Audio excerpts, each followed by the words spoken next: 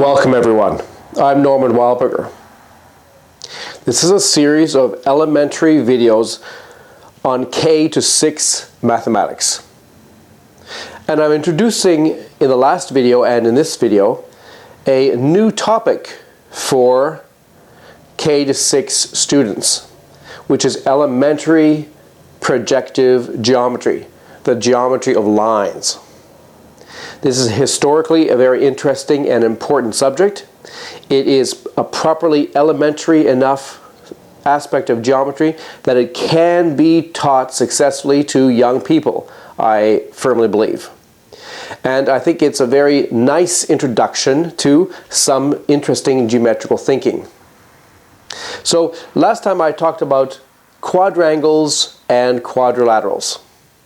Today we're going to look at two of the fundamental theorems in projective geometry, which, as you'll see, are elementary enough that even if you're a year 2 student, you can understand and appreciate these results. This will also give us an opportunity to talk about a very important issue, the issue of what is mathematics actually about. It's not just about memorizing techniques and memorizing definitions. It's also appreciating and understanding some key results, some non-trivial key results. These things are usually called theorems. Mathematics is properly built up of theorems, and we're meeting two of the greatest theorems in mathematics today. The first one is due to Pappus of Alexandria, a great Greek mathematician who lived near the end of the Greek period in mathematics. He lived in Alexandria, which is a city in Egypt, which had been founded by Alexander the Great some 500 or 600 years before Pappus came around. Alexandria was for a long time the center of learning in the ancient world. Probably no other city in the history of humankind has contributed as much to mathematics as has Alexandria. Euclid was in Alexandria. Many other important mathematicians were there or studied there for some time. We don't know too much about Pappus. We know he lived around 300 AD. I think I may have said 200 AD in my previous slide. It's 300 AD. And he's known to have written a collection of books called The Collection. And this collection is valuable for a number of reasons. For one thing, Pappus comments on earlier writers. So we get some valuable extra information about writers whose other works may have been lost. But also, Pappus introduces some basic important notions which ultimately became the basis for this projective geometry. A geometry only involving lines. And prominent amongst the things he discovered was this theorem, Pappus's theorem, which is one of the most important theorems in mathematics. When I say theorem, I mean key result. That's what a theorem is. It's a fact which is very important, and it's also usually not obvious. It's a bit surprising, a theorem. So let's have a look. What does Pappus's theorem say? Well, it concerns two lines, first of all. Let's call that line L, and here's another line L prime. And on the line L, we have 3 points, A, B, and C. And it turns out it doesn't matter where these points are. They can be anywhere on this line L. And on the line L prime, we have 3 other points. Call them A prime, B prime, C prime. And it also doesn't matter where they are on L prime. So we have these 6 points altogether. 3 of them are collinear on L. The other 3 are collinear on L prime. And now we're going to do something with these 6 points. We're going to join them up with various lines. We're going to do so in a very precise way, so we have to be a little bit careful about the bookkeeping. So what we're going to do is we're going to join A with B prime and A prime with B. We'll draw those two lines at the same time pretty well, and we're going to see where they meet. We're going to mark that meeting point. And then we're going to do the same thing with B and C prime and B prime and C.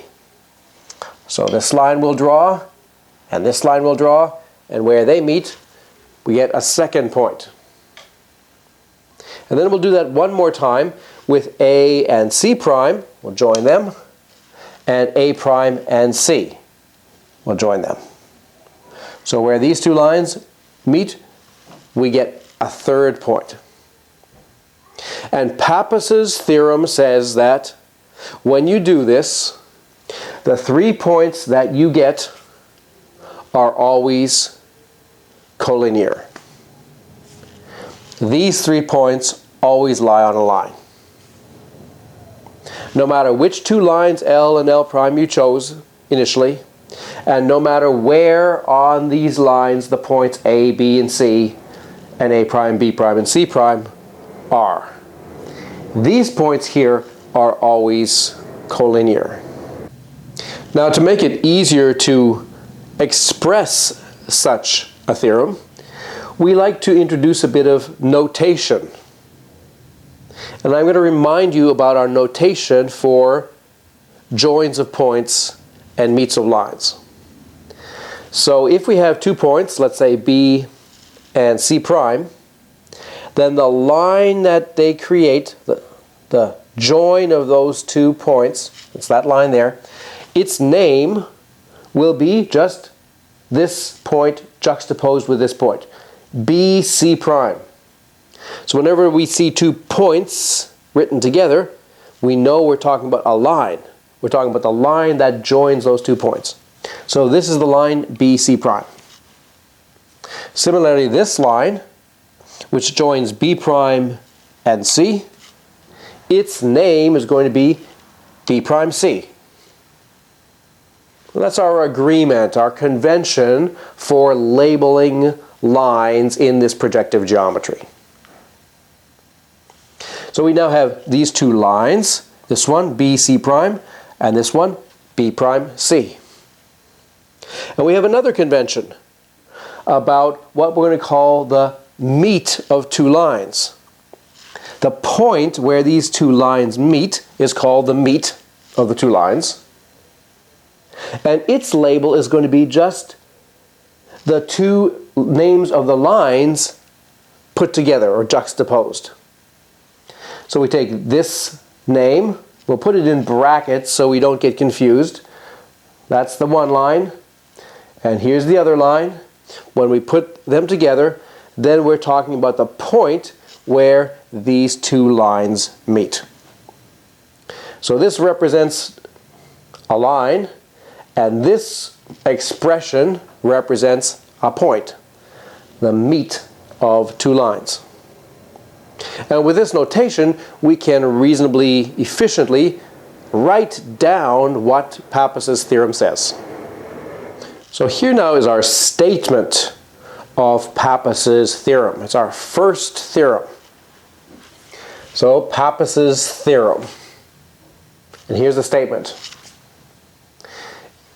Suppose that points A, B, C are collinear, and A prime, B prime, C prime are also collinear. Then these 3 points are collinear. AB prime, A prime B, BC prime, B prime C, AC prime, A prime C.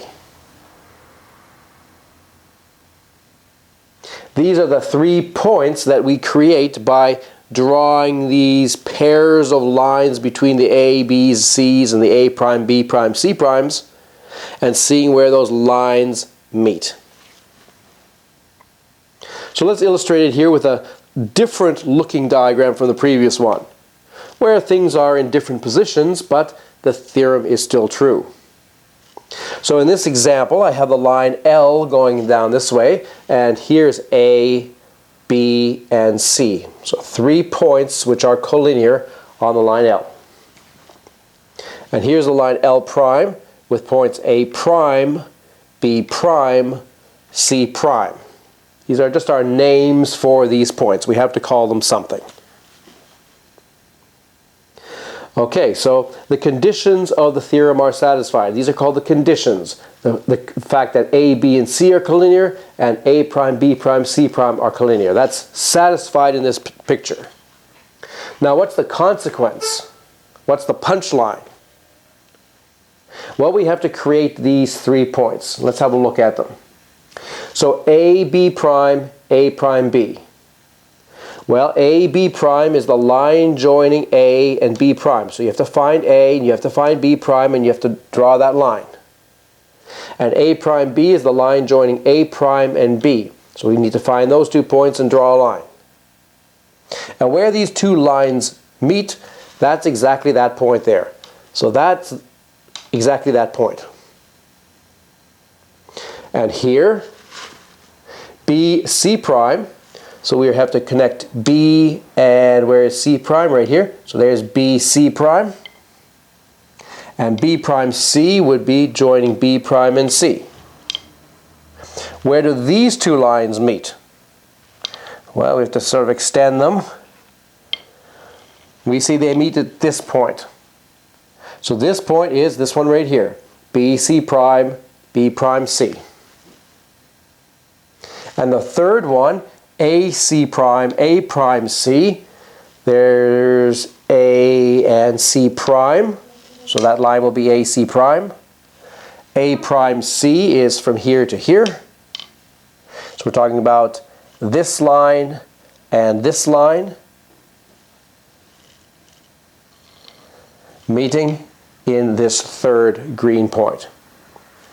So these 3 points are in this diagram represented by this point, and this point. And Pappus's theorem says that these 3 points are collinear. And we can see that in this example also, they are in fact collinear. Pappus's theorem is true, or at least certainly looks like it's true, in this example. Pappus's theorem is claiming that it's always true. No matter what the positions of these various lines and points are, these facts are always going to be satisfied. These 3 points that we create will always be collinear. I hope you get a sense of beauty from this. It's some kind of remarkable thing, because it's not obvious at all why this should be true. Even a professional mathematician cannot just look at this and say, oh, that's obviously true. It is not at all obviously true. It's rather subtle why this actually works. There's no quick explanation that I can give you, no 5-minute explanation. It requires quite a bit of work and machinery and careful thinking to convince you of why this might be true. This is beyond our course. But it's not beyond this course to appreciate the theorem and to understand what it is saying. Now, I'm fully aware that many of you who are watching this course will consider yourself weak at mathematics, and maybe your background is not very strong. So if you just came across a theorem like Pappus's theorem, you'd look at it and say, whoa, this is way too complicated. This is way too hard for me. I can't possibly understand that. What I'm trying to get you to see is that that's not true, that you can, in fact, understand it. It's very important that I try to give you this confidence. Okay? You can understand mathematics. Here are some tips, some simple ideas that can help us. So, tips on reading mathematics.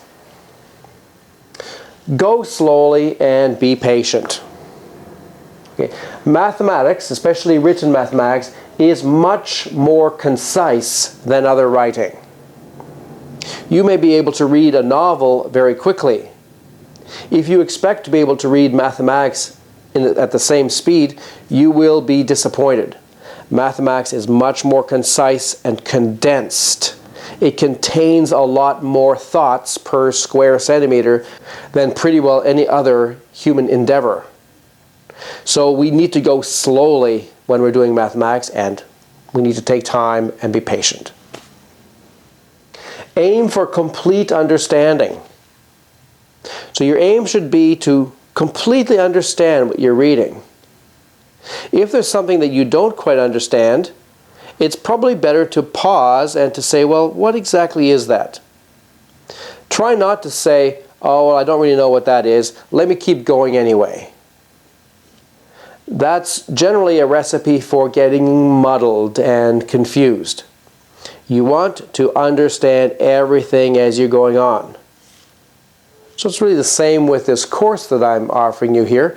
I hope that you're going through it and understanding every video. And if you don't understand a video, well, watch it again. Watch it a third time. Do some more exercises. And then you'll see, hey, I can understand that. And once you've understood that, then you can move on to the next one. Try to work through some examples to help show what is going on. Just reading Mathemax is not enough. It's like a recipe for playing a sport or instructions for doing something physical. It's more effective if these instructions go hand in hand with the actual activity, so you can actually practice whatever it is that you're trying to learn. Hands-on kind of matching with the abstract reading.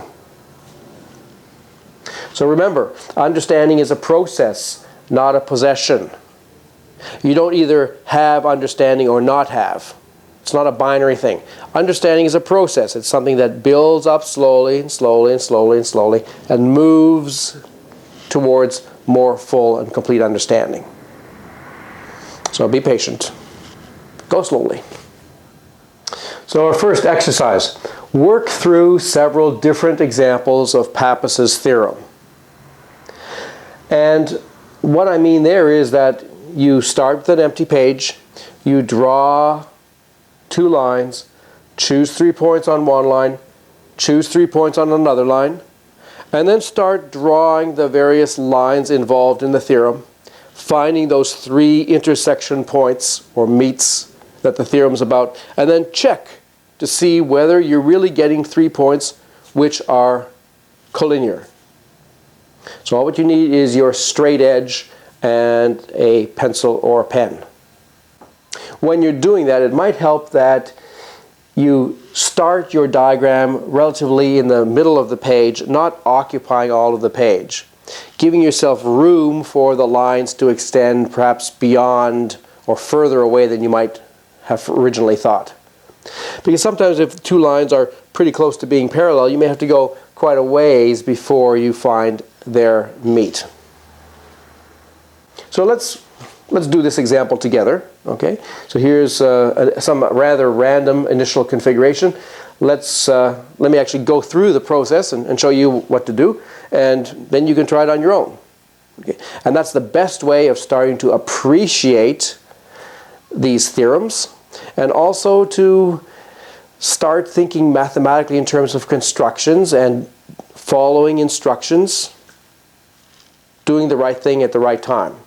Okay, there's a logic here that we want to practice. So let's have a go.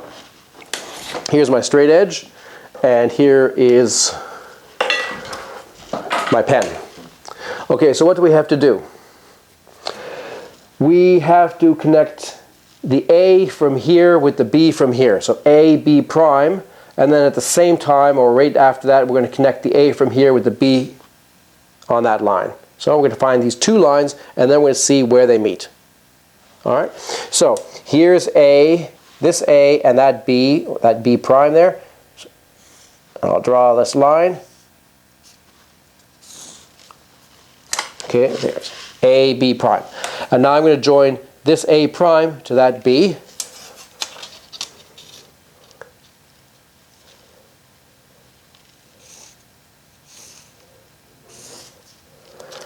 Okay, and I've got my first point of intersection. I'll put a little box around it. That's our first point. What's next? Well, let's say the B and the C is connected. So the B to the C prime will connect those, and the B prime to the C will connect those. So the B and the C prime, that line there, and the B prime and the C, that will be that line there. And we have to find the place where they meet. So there was one of them there. There was the other one there. Looks like they meet right about there. And what was the third one? The third one was the A's and the C's. So the A with the C prime and the A prime with the C. So A and C prime. There's a C prime, there's the A. So we're talking about this line.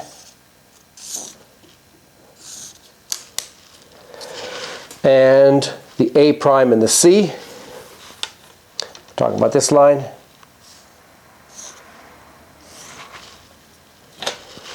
And it's getting a little bit confusing now because there are more lines. So perhaps we could, if we like to, use different colors at different stages.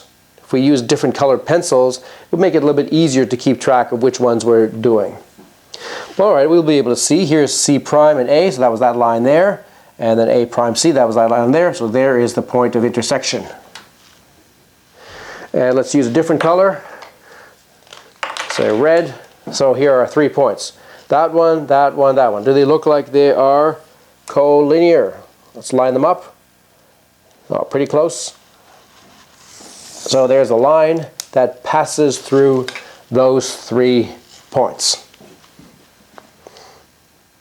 And you should get a sense of satisfaction at having done that. Right? You're touching base with this knowledge that comes to us from ancient Alexandria 300 years after Christ. It's lovely and beautiful thing. So have a go yourself. Work through several examples. Go slowly. All what you need, straight edge, pen and pencil, and a piece of paper, and some patience. And check out Pappus's theorem. Now let's fast forward 1300 years or so to the 17th century, where we meet Blaise Pascal, a French prodigy who was a brilliant mathematician, a physicist, a writer, a philosopher. He contributed to many, many things. And we're going to look at just one thing that he discovered, called Pascal's theorem, which is one of the most loveliest theorems in mathematics, also one of the key results in projective geometry.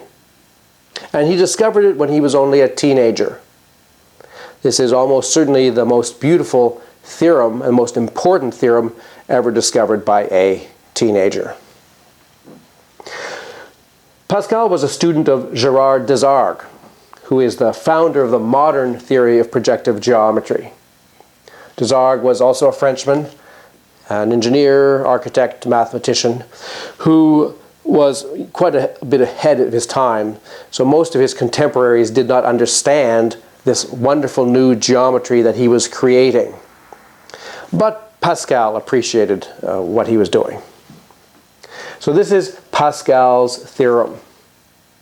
And if you've understood Pappus's theorem, well, it's pretty close to Pappus's theorem. It's just a small variant, but a very significant variant nonetheless. So here it is. It's suppose that A, B, C, and A prime, B prime, C prime are points on a circle. A circle in the plane. We have a circle, and we have 6 points on that circle, and they're labeled this way. Then these 3 points, A, B prime, B, B, C prime, B prime, C, and A, C prime, A prime, C, are collinear. And these are exactly the same expressions that are occurring in Pappus's theorem. So Pascal's theorem extends Pappus's theorem to the case when all 6 points lie on a circle C, say. So here is a circle. And I've created this circle by putting a dinner plate on my board and just tracing around it. You can use a plate, you can use a compass, you can use a CD, okay, anything round, create a circle. And then we choose 6 points on that circle, call 3 of them A, B, C, and call the other 3 A prime, B prime, C prime. Now the positions that I'm putting them here are reminiscent of the positions that I used for Pappus's theorem the first time. But in fact, it doesn't matter where these points are. They can be anywhere. You can jumble these 6 points as you like. The theorem is still true, all right? So what does the theorem say? Well, we need to find these 3 new points. Join A with B prime to make one line. Join A prime B to make another line, and find the intersection. Join A, maybe B with C prime, and C with B prime. Find the meet of those 2 lines. There's a second point. And with A's and C primes, and A prime and C, we get that line and that line. Find their meet for a third point. And Pascal says these 3 points are collinear. They lie on a line, just as in Pappus's theorem. So your second exercise is to verify this. Draw lots of examples, or at least draw 3 different examples. And you may want to use a slightly smaller circle to deal with the possibility that the 2 lines that you are drawing, you may have to extend them quite a ways before you get a point of intersection or a meet. It's very important that we do these things to practice our skills and to get a sense of how things work geometrically on the paper, to get confidence in our ability to do the right thing. Right? After you get 3 collinear points, you can see whether you've got those 3 collinear points because they either line up or they don't. If they don't line up, you haven't done things correctly. You've either been sloppy or you've not connected the right points or lines in the right order. Right? So you go back and fix it and work it out. Pascal's theorem. Perhaps some of you are thinking, that sounds all very reasonable and plausible, but how do we know that you're telling the truth, Norman? How do we really know that these facts are completely true?